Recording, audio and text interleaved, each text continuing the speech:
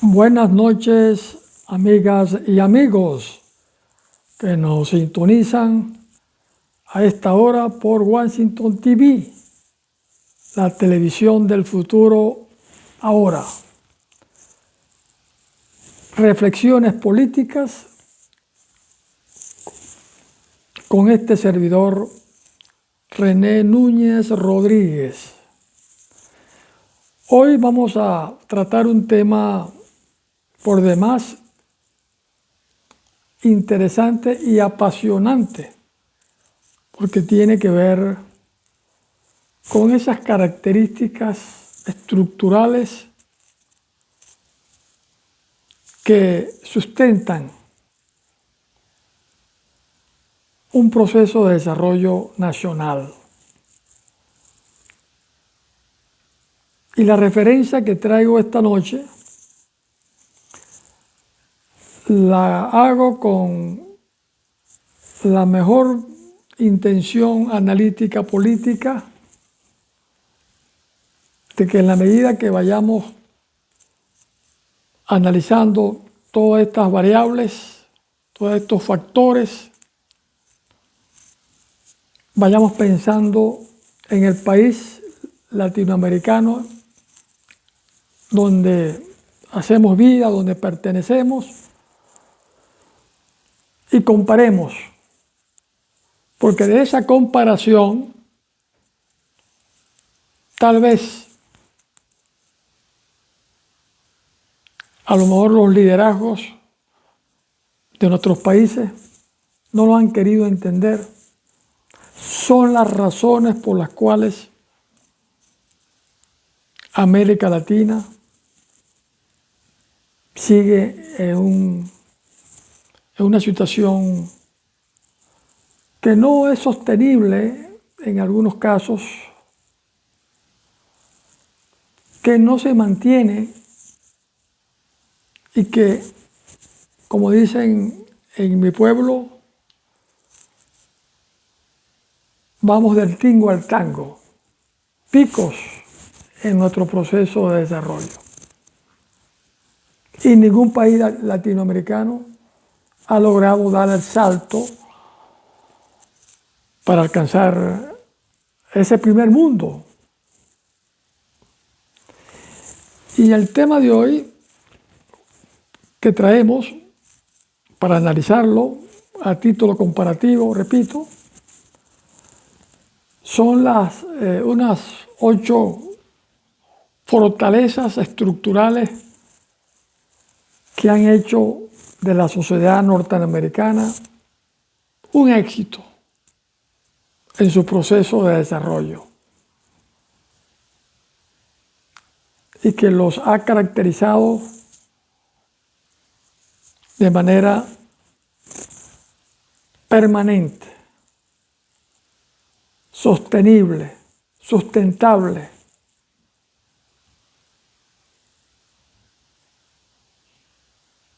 Y cuando vayamos a la historia, estamos hablando de casi 240 años, para ser más exacto, 239, 38, que es la vida constitucional que ha caracterizado a la sociedad norteamericana. El primer factor de ese proceso americano exitoso, que lleva, repito, casi 239 años,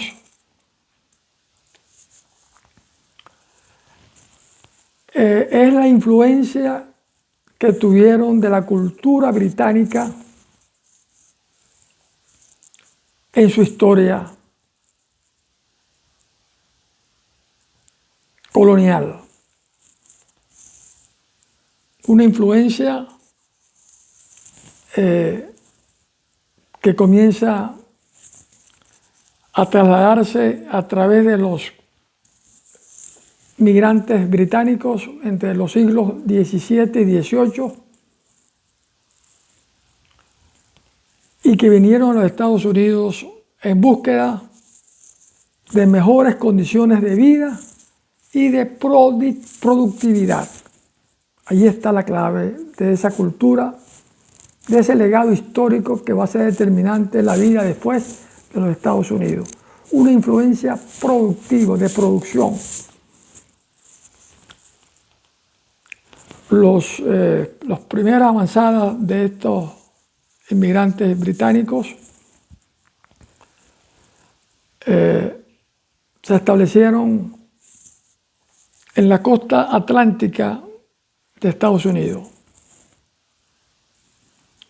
y crearon allí 13 colonias que dependían de la corona británica.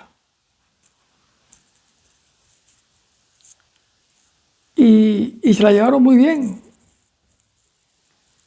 con lo que encontraron en los Estados Unidos, por ejemplo con el indio americano, con los cuales hicieron equipo para producir y aprender de los indígenas americanos sus técnicas en materia de agricultura. Y fue tanta esa comunión de indios americanos con estos colonos británicos que en 1776 ellos mismos facilitaron la independencia de los Estados Unidos, porque se sintieron congraciados con el territorio que vinieron para producir y a buscar mejores condiciones de vida, y ellos mismos solicitaron su independencia de la corona británica. Un proceso inédito. Si lo trasladamos al caso de América Latina, bueno, vemos cómo se sufrió de ese proceso colonial donde vinieron a explotar, a llevarse todo lo que encontraban en nuestros territorios, a saquear nuestras tierras, todo mandarlo para la corona española, y nos dejaron fue un legado no solo de saqueo, sino de vicios, de malas costumbres, que hasta el sol de hoy están presentes como una cultura en Venezuela, por mencionar un país que conocemos. En cambio, los americanos lograron esa bendición de esa cultura británica que vinieron fue a producir. Entonces, ese legado histórico ha sido determinante en la historia de los Estados Unidos después de lograr su independencia con el apoyo de los propios colonos. La segunda fortaleza con el tiempo, que en 1787, con la primera constitución, imagínate tú la fecha de la primera constitución norteamericana, comienza de alguna manera, a darle forma, darle legalidad,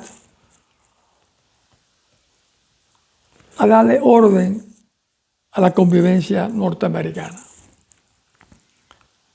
Y se establece una democracia funcional, caracterizada por una indiscutible y extraordinaria autonomía e independencia de los tres poderes que hay en los Estados Unidos: el poder ejecutivo, el poder legislativo y el poder judicial, mostrando que la supremacía del poder no son los gobiernos, como suele ocurrir o interpretarse o hacerse creer en América Latina. La supremacía del poder son las leyes, el Estado de Derecho. Y esa es la cultura americana que se creó, se consolidó y es la fuerza que mantiene la sustentabilidad de la sociedad norteamericana en todos los órdenes.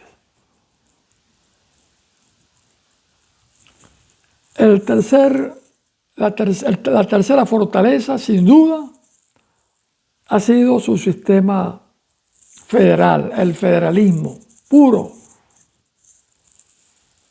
donde hay un proceso de descentralización y desconcentración del poder central hacia los estados. Existen las leyes federales y existen los estados que, si bien están subordinados a esas leyes federales, los estados tienen su propia autonomía e independencia para tratar temas como la educación, la salud pública, transporte, infraestructura civil, seguridad, justicia. Tienen sus propias cortes, sus propios tribunales de justicia. Y eso tal vez ha sido el porqué el sistema político de los Estados Unidos se ha mantenido con respeto y funcionando, porque las regiones tienen su poder para resolver sus propios problemas. Por supuesto, insisto, respetando las leyes federales, que se apoyen en ello y que esas leyes federales permiten también apoyarlo desde el punto de vista financiero en los proyectos que justifiquen y requieran para sus regiones. La cuarta fortaleza, sin duda, tiene que ver con el disfrute de las libertades plenas. Libertad de opinión, de expresión, de culto, de pensamiento, de creación. ¿Saben lo que es la libertad aquí en los Estados Unidos? La capacidad que tienen los ciudadanos de tomar sus propias decisiones, amparadas por la ley. Eso es libertad, lo que no ocurre en nuestros países, menos en estos momentos en Venezuela, donde están conculcadas todas las libertades,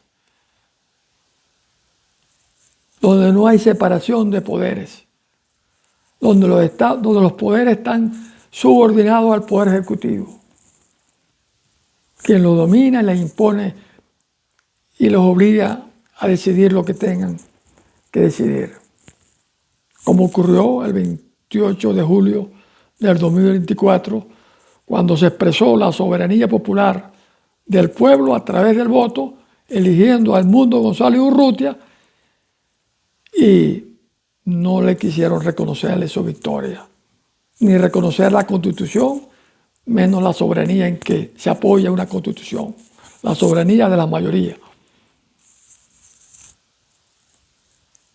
Entonces,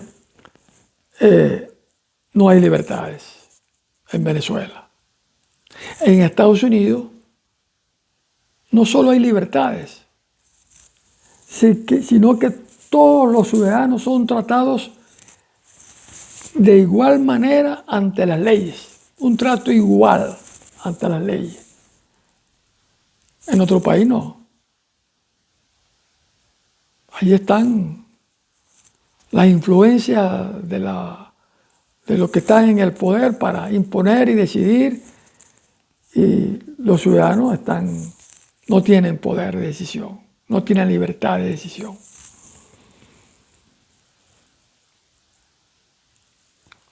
Otra característica y fortaleza en los Estados Unidos, que las leyes se respetan y se hacen respetar. No solo las respetan los que gobiernan, sino también los ciudadanos. Todos tienen esa cultura de respeto, de respetar las leyes, porque esa es la garantía, ese es el equilibrio de la fuerza, del imperio de la ley, para que se pueda vivir bajo un orden donde todos tengan seguridad. Otra fortaleza importante es una de las características que todavía siguen confundidos los países latinos, que en los Estados Unidos funciona la economía libre y de mercado. Dejan al mercado que resuelvan los problemas de la sociedad. Sí, la ley de la oferta y la demanda son los que realmente tienen el peso en la economía. Son los ciudadanos los dueños de los medios de producción. En Estados Unidos, el Estado no es dueño de ningún medio de producción. Todo está en manos del sector privado. En cambio, en nuestros países latinos, en Venezuela, se ha satanizado políticamente, incluso hasta gente de la oposición, a través de los grupos organizados, incluyendo algunos sindicatos, toda la vida han estado en contra de la privatización. Han demonizado el concepto de la privatización, como si la privatización fuera un enemigo. No, son ciudadanos a los cuales les pedimos y se les exige que sean los que produzcan y no el Estado produciendo, metiéndose en lo que no le corresponde. El Estado tiene que ser para cobrar impuestos, para crear condiciones para que funcione una economía libre de mercado, para crear oportunidades, para respetar y hacer respetar las leyes, para garantizar que funcione la Constitución y las leyes, dando el ejemplo por ello. Y otra fortaleza es la importancia del rol del empresario. El empresario es un capital humano importantísimo en una economía libre de mercado. Es el que invierte. No como en Venezuela, donde el empresario por lo general está pidiéndole, como cualquier ciudadano, financiamiento al Estado, que le preste al Estado dinero. ¿Y cuántos empresarios se hicieron empresarios, valga la redundancia, con los préstamos del Estado? Imagínate quién no puede ser empresario así. No, aquí el sector privado saca su real. Esos son los reales de ellos los que tienen que invertir. Y eso garantiza de que ellos van a preocuparse por producir, porque la competencia los va a regular, los va a controlar, no por la vía del force vertical, sino por el juego de la ley de la oferta y de la demanda. Que la ley de la oferta y la demanda pues produce ese control positivo, pues, va a provocar mejores costos, mejores precios, a competir mejor calidad en los productos. Esa dinámica es abierta y no como en Venezuela, donde se forman los cogollos de grupos privados para ponerse de acuerdo y poner un precio específico. O los monopolios, oligopolios. Aquí en Estados Unidos está prohibido el monopolio, es penado por la ley. Esa es la gran diferencia que tenemos. Otra fortaleza increíble, que es la libertad de culto. En Estados Unidos hay como más de una docena de religiones, que cada quien practica su religión. Porque hay libertad de culto. Cada uno decide en cuál religión hace su vida espiritual organizada. Y con el positivismo constructivo de estas religiones, que ellos también contribuyan a hacer ciudadanía, porque cada iglesia en sus sermones, sus ritos, en sus reuniones que planifican en sus días que cada quien tiene específicamente establecido, trabajan mucho ese deber ser del ciudadano.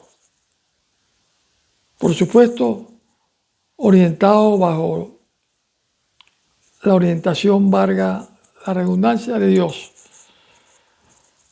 El ser un ciudadano de bien común, de bien social.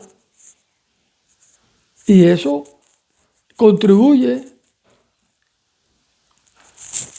en que tengamos o se tenga una sociedad donde el ciudadano tiene una gran responsabilidad social. Es que el Estado en general, su responsabilidad es la planificación de la ciudadanía.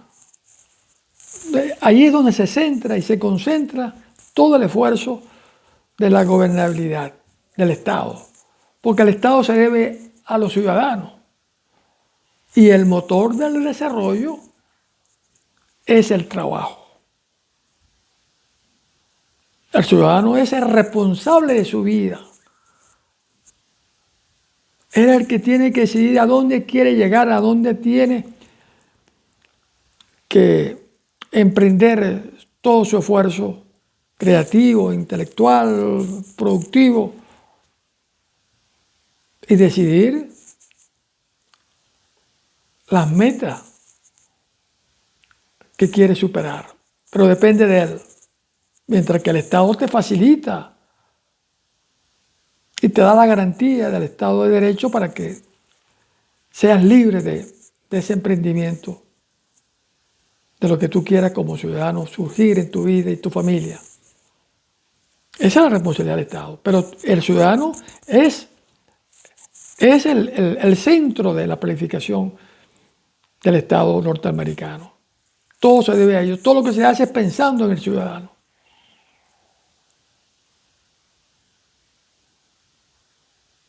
Y para eso tienen las leyes. Por eso que el Estado se cuida del ciudadano. Y vemos cómo en las construcciones, en la parte de señalización vial, se trata de cumplir al pie de la letra que la señalización correcta esté en su sitio. Porque cualquier accidente que ocurra por cualquier tipo de fallas, que no se puso una señal correcta, o que no hay señal, o que no funcione un semáforo, el Estado puede ser demandado por cualquier ciudadano. Y algunos, y muchos, podríamos decir, muchos en el sentido de que todos pueden hacerlo, demandar al Estado y ganarle la demanda. Y el Estado tiene que resarcirle ese daño causado a los ciudadanos, porque ellos son los gobiernos que eligió el ciudadano, a quienes se deben, a quienes tienen que responder con resultados, a quienes tienen que responderle con garantía de que lo que están administrando su destino a través de las funciones del Estado se cumplan correctamente, transparentemente. Bueno, estas reflexiones de hoy, si uno las lleva a nuestros países, es todo lo contrario. No funcionan. Ninguna de estas que he mencionado hoy las tenemos en nuestra región latinoamericana. Andamos en esa confusión ideológica donde estamos sumidos muchos, porque creen que el problema es ideológico. No, el problema es de gerencia, de transparencia, de Estado de Derecho, del imperio de la ley, de libertades, y que la economía sea libre de mercado. Está demostrado en el mundo. nosotros hacemos todo lo contrario. Un día elegimos un populista, un día elegimos un izquierdista, bueno, y andamos en esa confusión, porque además que no nos preparamos ni nos capacitamos para saber ejercer y entender lo que es la democracia, bueno, andamos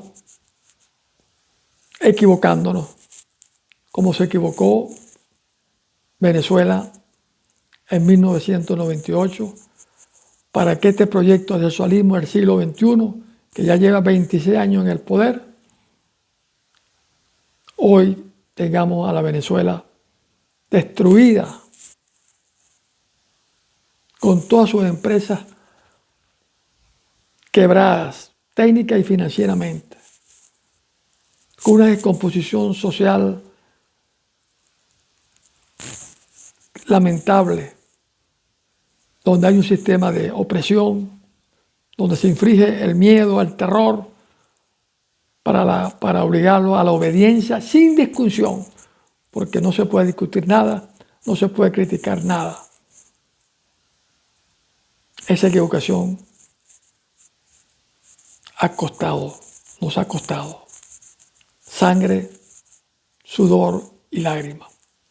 Hasta el próximo lunes, a esta misma hora, a las 8 p.m. por Washington TV, para tratar otro tema de autocrítica política reflexiva, pero siempre constructiva, porque apostamos y seguiremos apostando como lo hemos hecho toda la vida, no solo a la democracia, a las libertades,